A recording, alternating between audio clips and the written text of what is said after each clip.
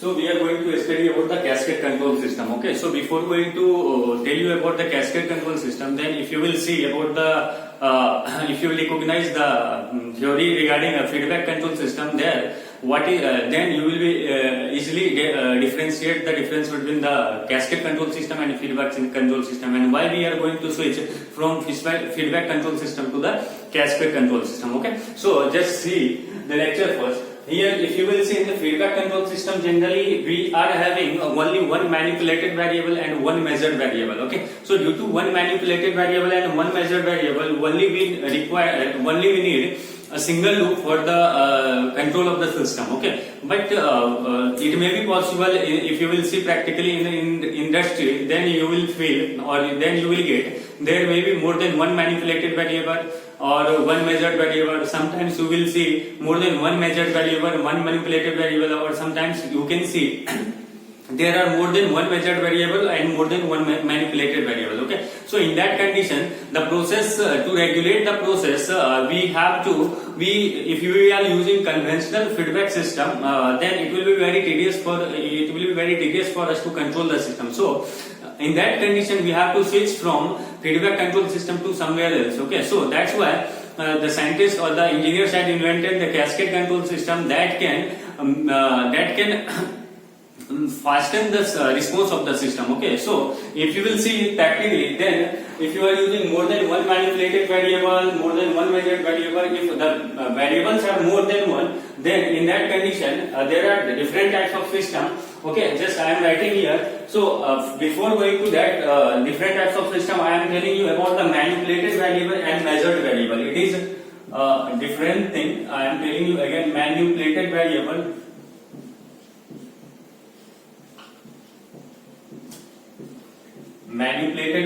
and second one is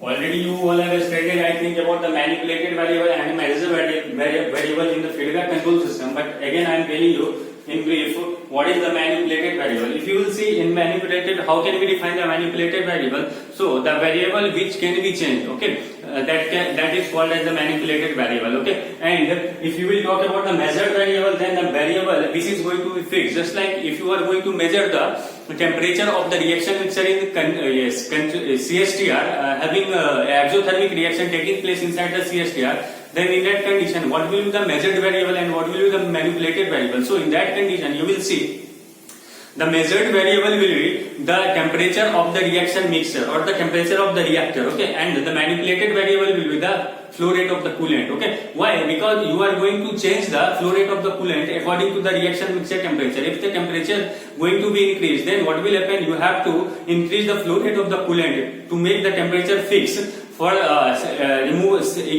same amount of removal of the heat. Okay, so that's why the manipulated variable is going to make the measured variable fixed. Okay, because we are always interested in measuring the reaction temperature, that should not be changed, because the reaction taking place inside the reactor is exothermic reaction and we are removing the heat with the help of the coolant. Okay, so here I have discussed what is the measured variable, manipulated variable. So you can write the definition of manipulated variable: the variable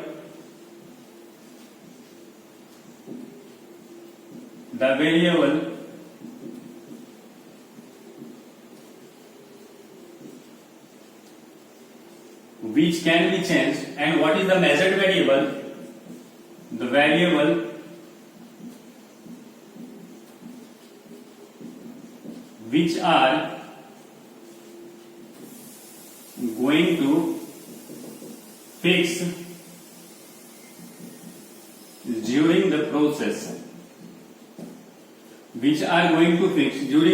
Okay, if you will see, that is the definition of measured variable and manipulated variable. Okay, so there are so many systems. If you will see, there are so many systems where we used to get more than one measured variable and more than one manipulated variable, and that system can't be solved by the help of the single closed loop. So we are going to switch from single closed loop to multiple closed loop, and in that condition there are three types of system that we have to study. Only out of three control system, we have to study only cascade control system. And if you want to take the name of three control system for multiple variable, okay, for I am writing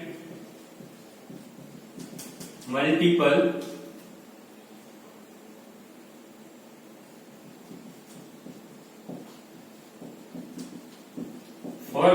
variable, the system we are going to use for the multiple variable system is first is cascade control system.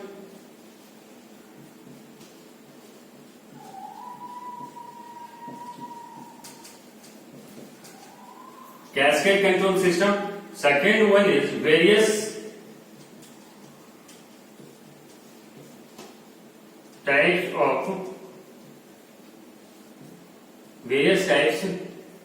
of selective control system, and if you will see, third one is a split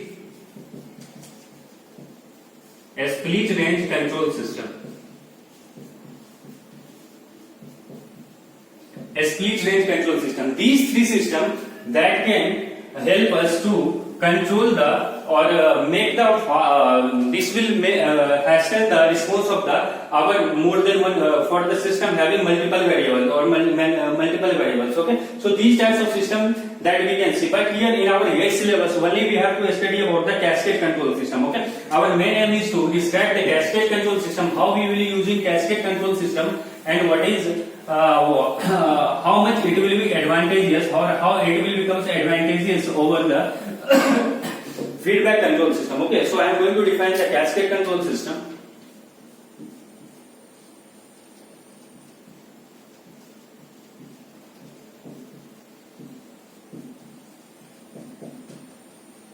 In cascade control system, you can define the cascade control system having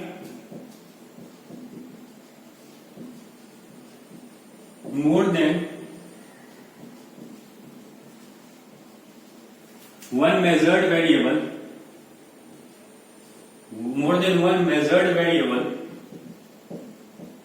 and single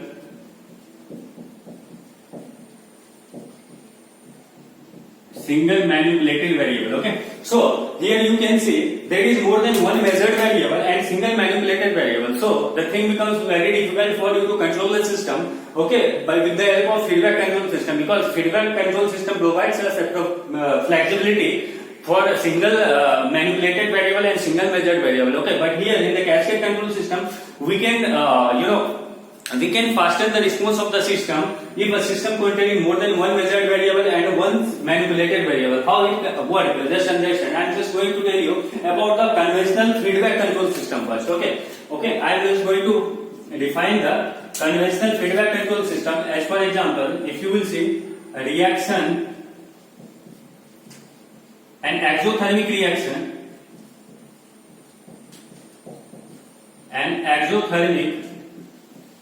reaction taking place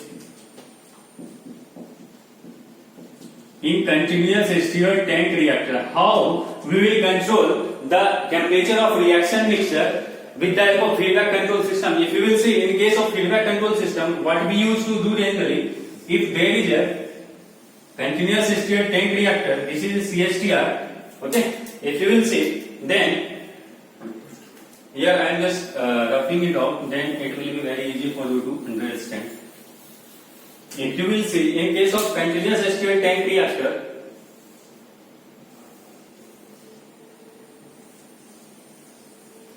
okay,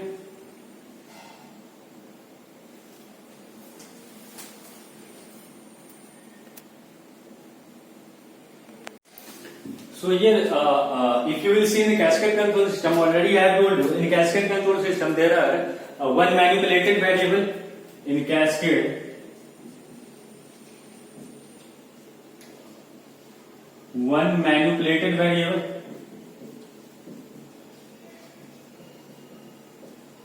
and two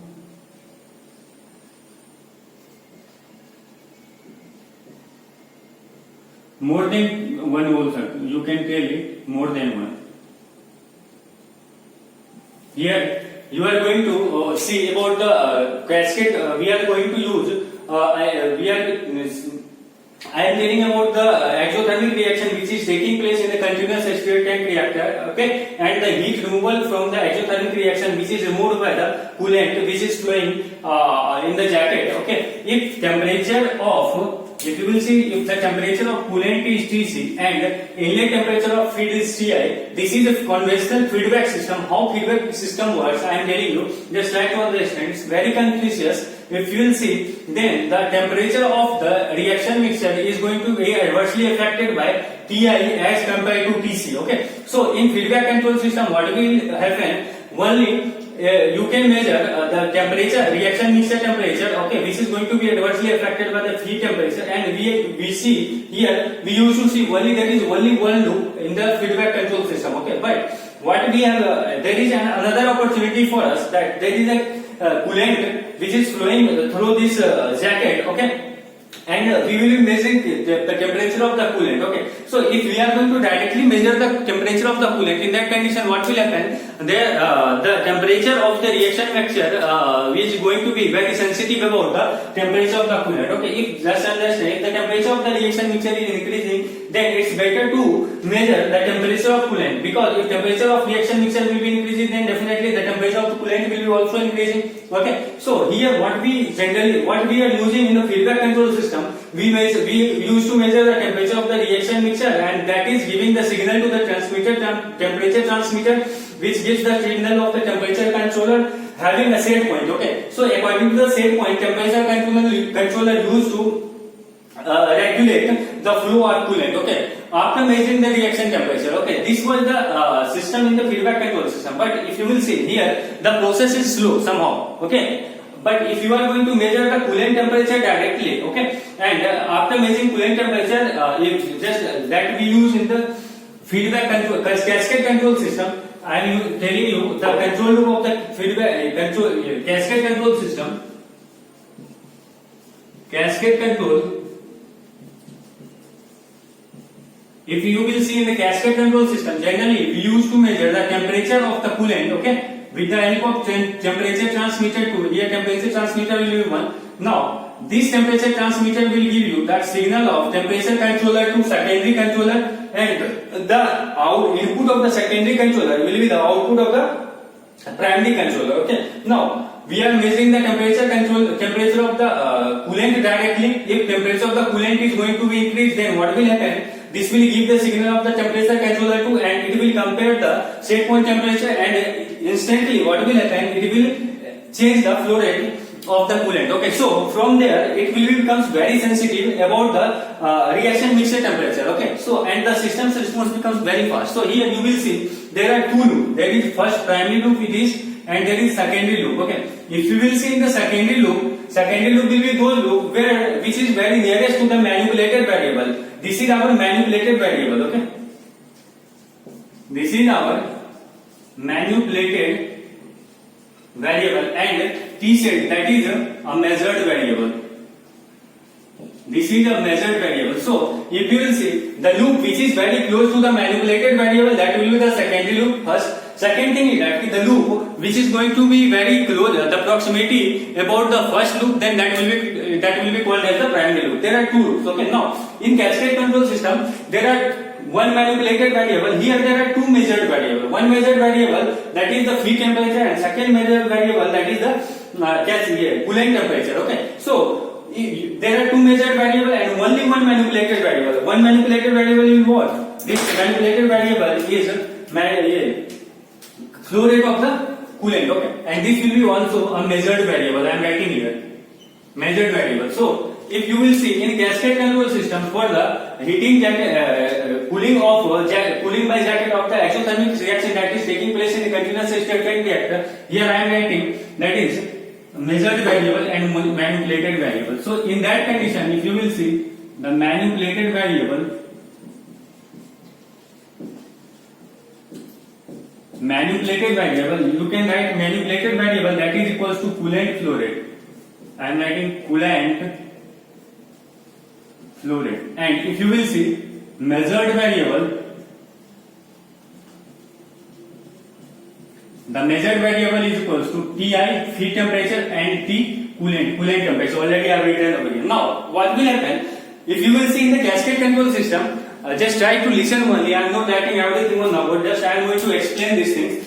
If you will see, there are two loops. First loop, primary loop, secondary loop, that I have discussed now. If you will see in the cascade control system, the secondary loop used to becomes very fast. Okay. If so, if any disturbance that is going to happen in the secondary loop, that is not going to affect the primary loop. Why? The reason behind that is generally we are interested in the cascade control system for measurement of the output of the primary loop, not secondary loop. So, if any disturbance that is going to happen in the secondary loop, that is not going to adversely affect our output of the primary loop. First, second thing is that if the response of the secondary loop is very fast, then the phase lag in the secondary loop will be less as compared to primary loop. The important point, try to remember these things, because from here the objective question in the gate can be asked. Okay, so I am telling you the response of the secondary loop is very fast as compared to secondary loop. Okay, for primary loop, first thing. Second thing is, if response is very fast for the secondary loop, then the phase lag in the secondary loop is less as compared to primary loop. Second thing. Third thing, if phase lag is less, then if you will see the phase crossover frequency in secondary loop, if the phase crossover frequency in the secondary loop is very more as compared to phase crossover frequency in the primary loop. Okay, if you see the phase crossover frequency in the second, it will provide phase crossover frequency in the secondary loop that is higher than that of the primary loop. That will give you more flexibility to use a controller having more gain. Okay, because the phase crossover frequency in the secondary loop is more as compared to primary loop, that provides us a flexibility to use controller having more gain, so that if there is any disturbance that is going to happen in the system, then it can measure fastly as compared to another feedback control system. Okay, so here what we have seen, there are three main points regarding cascade control system. We are having two loops that we have to solve. For second thing, secondary loop is more faster than as compared to primary loop. Phase lag in the secondary loop is less as compared to primary loop, and this provides us a flexibility to use a controller having more gain as compared to the less gain. Okay, first. Second thing is that we can use a standard controller, primary P controller, PI controller and PID controller, but generally we use a primary controller having more gain in the primary loop. Okay, already I have told you every reason why we are using these things. Okay, first. Second thing is that if you will see in the cascade control system, I am just going to tell you the loop, how we can get the loop and how we have to solve the loop of the cascade control system. Okay, generally I am just making the loop.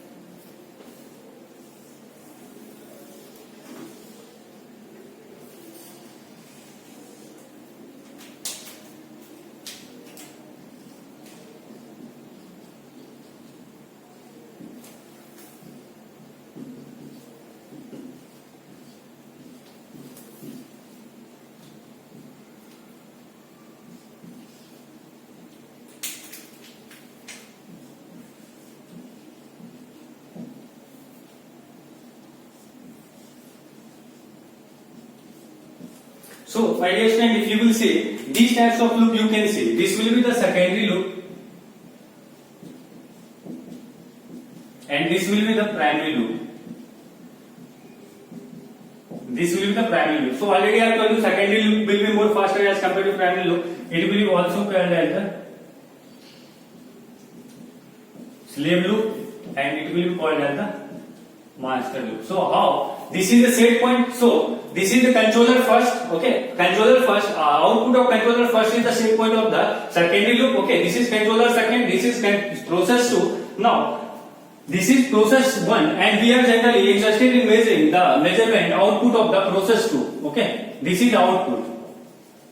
So, this is we are measuring generally output of the process first, primary loop. Okay, so if there is any adverse effect that is going to take place here, then what will happen? That won't affect the output of the secondary loop. Okay, so you can use this provides a more flexibility to use a controller having more gain. Okay, as compared to another one. Okay, so here you will see there are two loop, first loop, secondary loop. You can solve this loop by the conventional feedback system. After solving this loop, then definitely you have to solve the primary loop on the second time, and after solving second primary loop, then you will get a relation between output and input. Okay, so in the next lecture I will be solving these types of loops. So you can see these types of loop you can see in the cascade control system. There are two loops, first loop, secondary loop. Okay, second thing is that there is set point. Okay, and this is a measuring instrument. Okay, so thanks for this lecture today. In the next lecture I will be discussing how we can solve the cascade control loop. Okay, so thank you.